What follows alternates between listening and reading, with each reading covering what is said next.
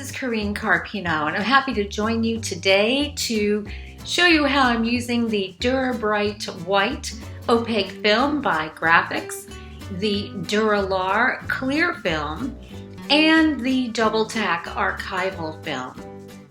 I painted my background painting on this Dura-Bright white opaque film, and it comes in this 9x12 pack. The paper is perfect for alcohol ink. As I mentioned, it's non-porous and the surface is smooth so the inks move across it. The Dura-Lar clear film also comes in this 9x12 pack.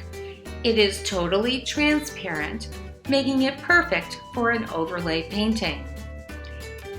The archival double tack film has paper on both sides of it, and it is also clear. And to use it, we'll just pull the paper back off of each side. It will be tacky, and we'll attach it to our other surfaces.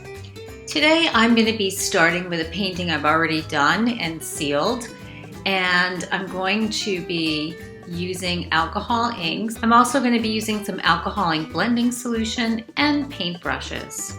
I've already cut my Dura-Lar clear and my double tack to be the same size as the painting.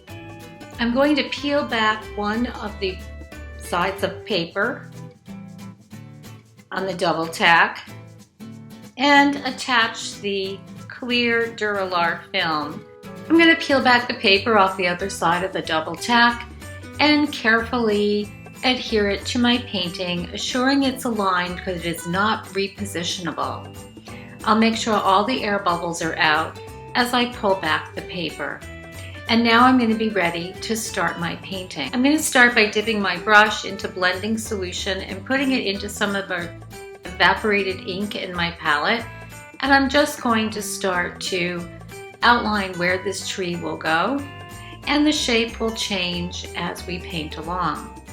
You can see, because the Dura-Lar is clear, that I can see the background underneath.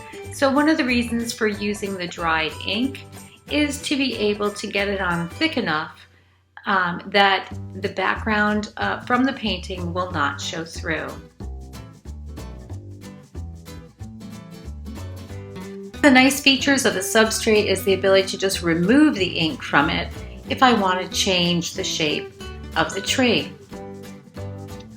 Trees are relatively easy to paint if you remember that as branches attach to branches, it's done in creating a Y shape, and branches get narrower and smaller as they get towards the top of the tree.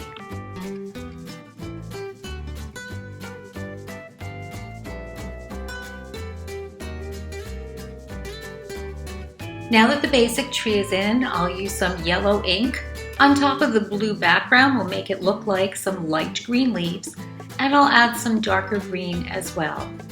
I'll add some highlights by just pulling a damp brush through the tree to break up some of the brown ink that I put down.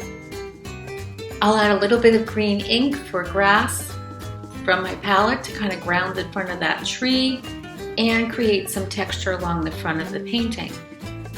I now have a totally transformed painting by adding an overlay with Grafix Art Dura-Lar clear film and double tack archival mounting film.